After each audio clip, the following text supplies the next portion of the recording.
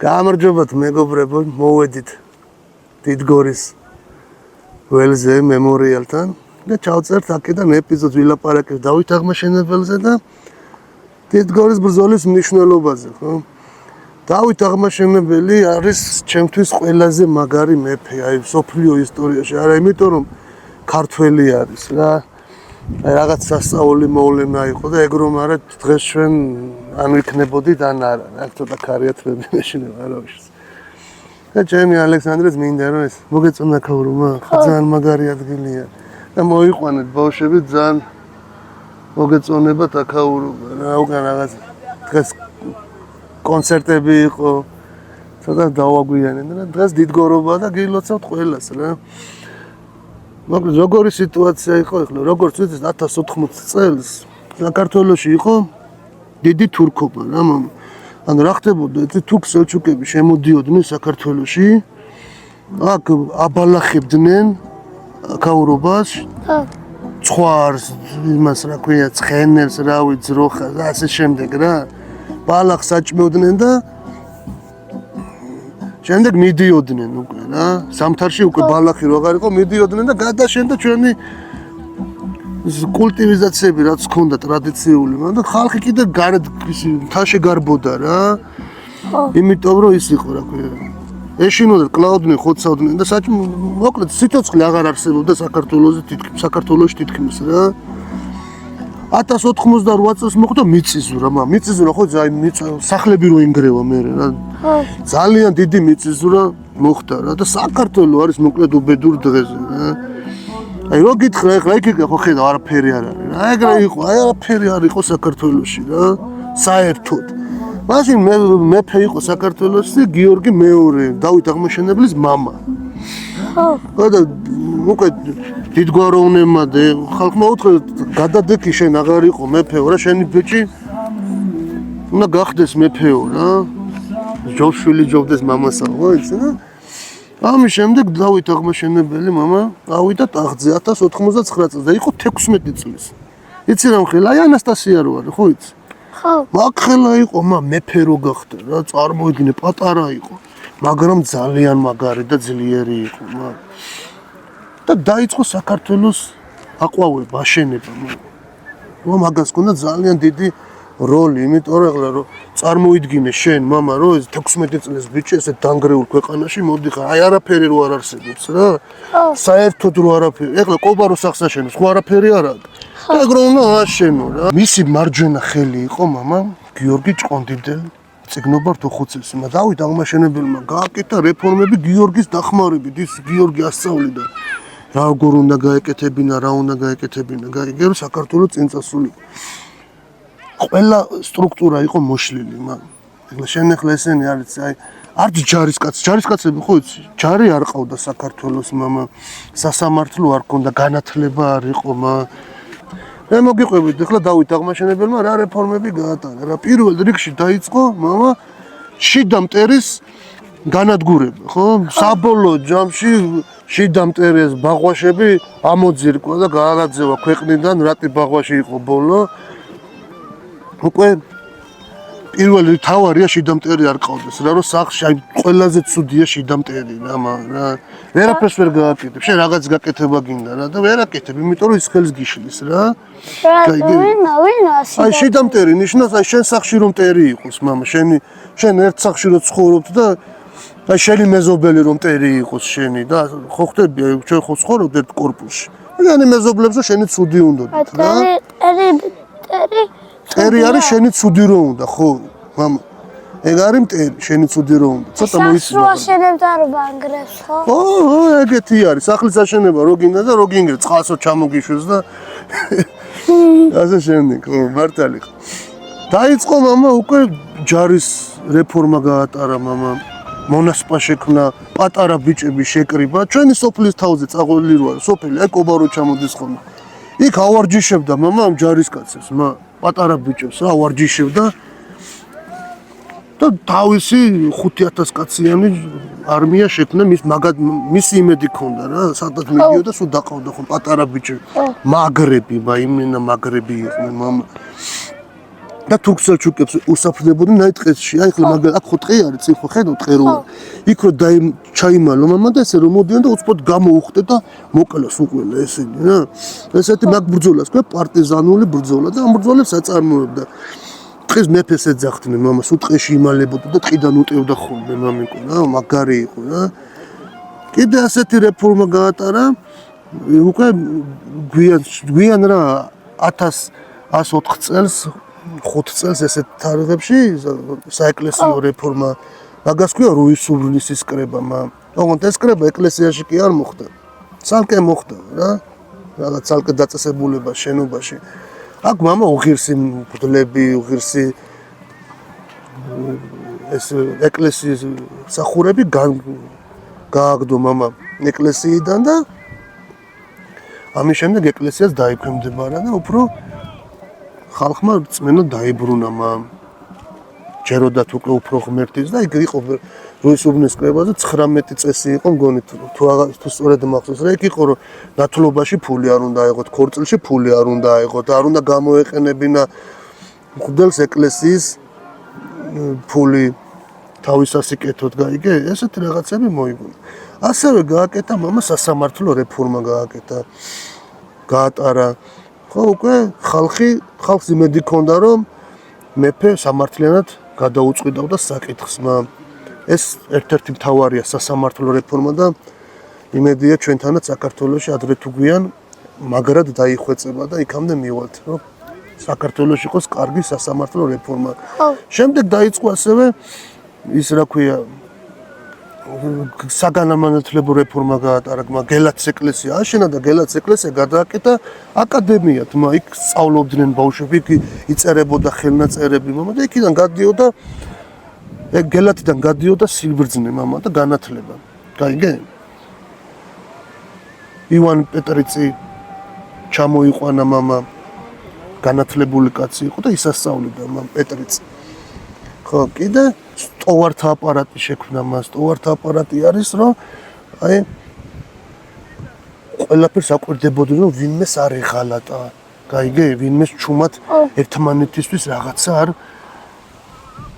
მოლაპარაკებული იყვნენ მეფის წინააღმდეგ და ესენი აკვირდებოდნენ სულ ყველას და აკონტროლებდა სიტუაციას. აი გიორგი ჭყონდიდელი რო გითხარი, წიგნობართ უხუცესის თანამდებობა გაერთიანა და ის იყო მეორე კაცი მეფის მერე უკვე რა მეორე კაცი იყო და ისიც მასაც დიდი სიტყვა ეთქმოდა და აი ამ რეფორმებმა გამოიღო მამა შემდეგ საქართველოს სიძლიერე რა ნიკოპსიდან დარუბანდამდე საწახვედი მამა ჩაცურდი მაგრამ მამა აი ამ რეფორმებმა გამოიღო რომ საქართველო იყო შემდეგ საუკუნის განმავლობაში ძალიან ძლიერი ნიკოპსიდან დარუბანდამდე იყო ჩვენი საზღვარი. ეხლა რა გითხარი ყველაზე პატარა ქვეყანა ვიყავით მეთქი განადგურებული ხალხი არ ცხოვრობდა გაქცეული იყო ხო გითხარი ჯარი არ ყოდა. და აი დავით აღმაშენებელმა იმდენი იქნა რომ ხალხი ჩამოვიდა უკან დაბრუნდა თავის სახლში მიწის მოქმედებაც დაიწყეს და ამ რეფორმებით ქვეყანა გაძლიერდა და ეს შემდეგ აი თამარ მეფის დრომდე გაყვა ეს რეფორმები და ქვეყნის სიძლიერე რა. შემდეგ უკვე 1099 წელს ხარკი შეუწყვიტა თურქ-სელჩუკებს. ხარკი იცი არა ფულის გადახდა. ან ფულს უხდიდა ხოლმე ყოველწლიურად, ყოველთვიურად, რომ აი თავს არ დასხმოდა და ასე შემდეგ. ხო ხვდები? ხარკი ქვია მაგას. ერთი რაღაც ვაგი, იმაზე მეთქი რომ აი რო დაიბადა უცხო აი დანგრეული სახლები იყო ყველა. ხო. ყველა არავინ ხო, ყველა გაქცეული იყო, ხო. ხო და მე ყველა ჩამოვიდა უკან მამა მართალია. ხო და 99 წელს ხარკი შეუწყვიტა. ეს ახლა განაპირობა ასევე საგარეო პოლიტიკამაც რა. უყურე რა ხდება სოფლიოში ჯვაროსანი ლაშქრობები დაიწყო 1098 წელს, ხო, ცნობილი ჯვაროსნული ლაშქრობები და გადაართე ყურადღება თურქ-სელჩუკებმა ჯვაროსნებს და მან ჩვენ გვიშველა. რადგან ჩვენ დავით აღმაშენებელს უკვე ქონდა დრო, რომ ხარკი შეეწყვიტა და ქვეყნის სიძლიერე დაიწყო. უყურე რამდენი ხანი იხდიდა ხარკს 10 წელი იხდიდა ხარკს, რომ გამეფდა. მაინც 10 წელი. ხარკი არის აი ფულს უხდიდა რომ არ შემოსეულიყო, ხო. ის თურქ-სელჩუკები ჩვენამ არ მოეკლა ხალხი რა, ფულს უხდი და ამის გამო. ისინი თავიდან იმად დაპყრობილები ხო ვიყავთ. ხო, მე რა უკვე ერთ-ერთი მნიშვნელოვანი ბრძოლა იყო მამა, ერწუხთან ბრძოლა, ერწუხის ბრძოლა. აი პირველად ღიად მაშინ დაეტაკა საქართველოს ჯარი თურქ-სელჩუკებს რა. აქამდე ხო ტყე ეომებოდა. ეხლა ღიად დაეტაკნენ და მოვიგეთ და ამის მერე ქართველებმა წმენა იწამეს თავისი. შეუძლიათ რომ ჩვენ დავამარცხოთ თურქ-სელჩუკები, გავაერთიანოთ საქართველო და გახდეს ჩვენი ქვეყანა ძალზე ძლიერი რა. ეხლა ერწუხის ბრძოლას ისე გეტყვი რატომ მოხდა? კახეთი ცალკე იყო კახეთ-ჰერეთი და დავით აღმაშენებელმა რომ შემოიერთა კახეთ-ჰერეთი რა.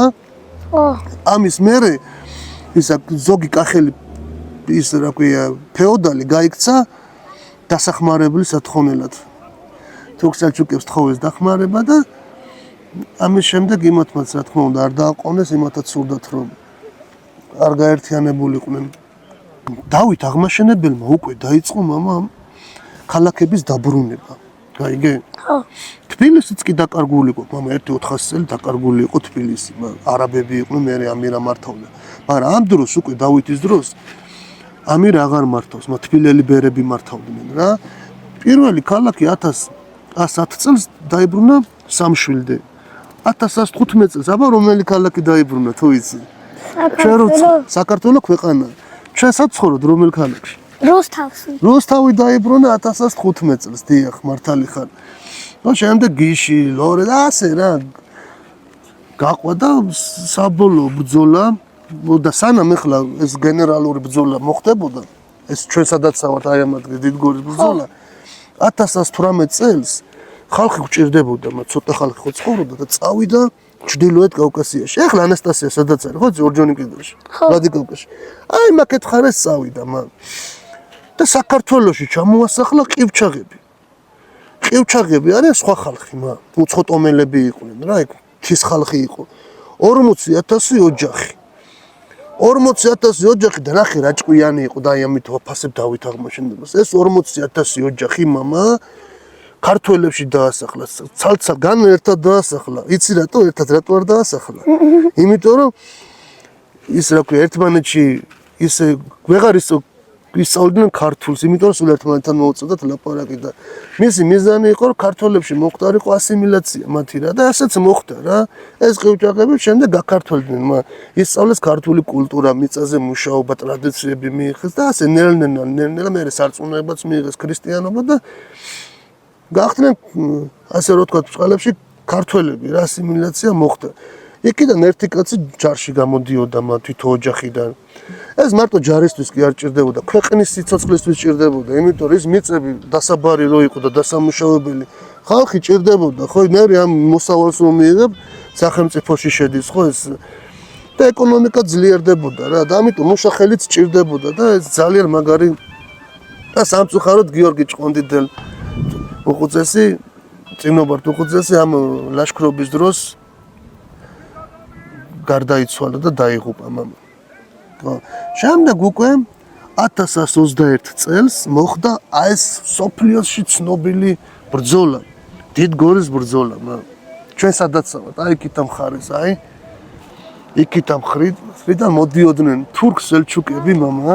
მანქანა 300,000 კაცი მოდიოდა, მაიცი რამდენია 300,000 კაცი? აი იქით რო გაიხედო, სულეგენი იყვნენ რა. და ნახე როგორი მთები არის ხედე, მაგრამ აქ ისეთი მთები არის, 300,000 კაცს მნიშვნელობა არ ქონდა, იმიტომ ვიწრო გზები არის და დავით აღმაშენებელი იყო ჭკვიანი, აქ გამართა ბრძოლა. იმიტომ რომ აქ უკვე რიცხობრივ რაოდენობას აზრი აღარ ქონდა, აქ უკვე ყიჟინს ქონდა, ეხლა გადავიდეთ დიდგორის ბრძოლის. ჩვენ მხრიდან იყო დავით აღმაშენებელი, მეფე და მისი შვილი დემეტრე პირველი ებარა მარცხენა ფლანგი. და იმათი თავარი იყო ილღაზი ერქვა, ის ილღაზი გამოჩენილი სარდალი იყო იმათ ჯვაროსნულ ლაშქრობებში რა, ჯვაროსნები ბევრჯერ დაამარცხა მამა, ძალიან მაგარი წარმოიდგინე რა მაგარი თავარსარდალი ყავდათ. და დადგა ეხლა 12 აგვისტომა და რა ხდება? ბრძოლა სულ 3 საათს გაგრძელდა.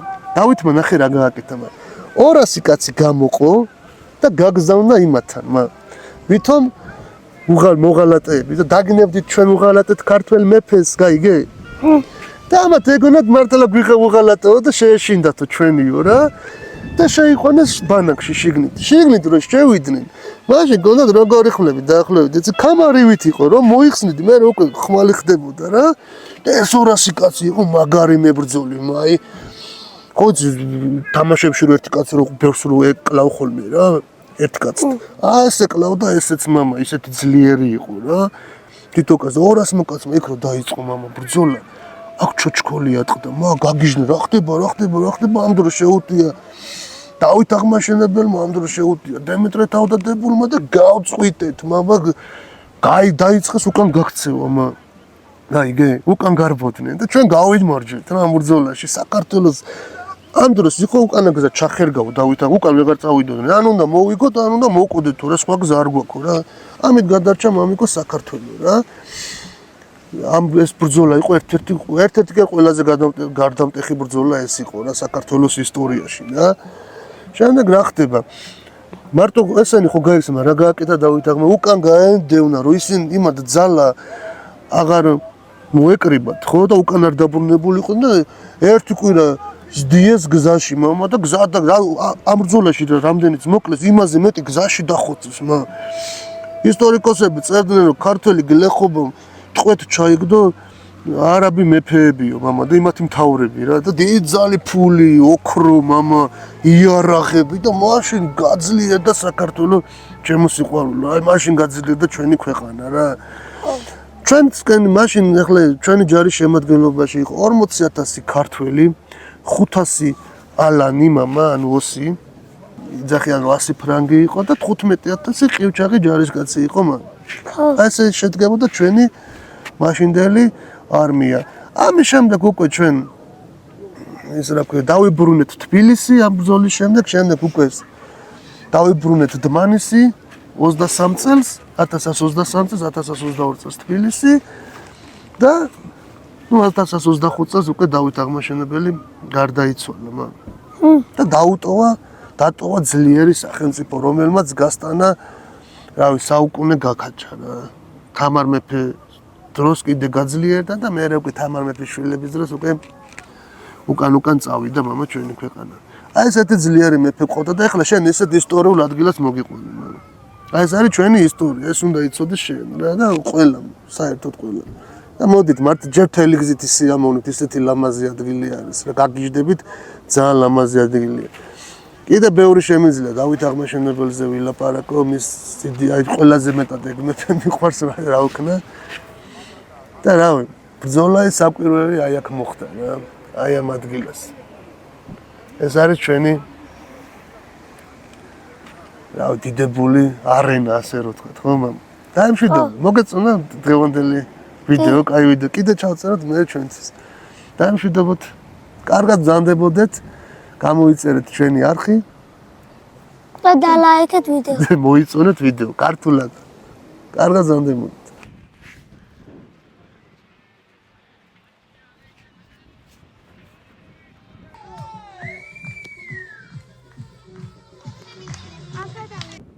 მამიკო, ეს არის აი ქართველი კაცის სიმბოლო, ესე ბრძოლობდნენ ხოლმე მამა რა, ეს არის ამას ქვია ხრიდული. ნახე რა მაგარია.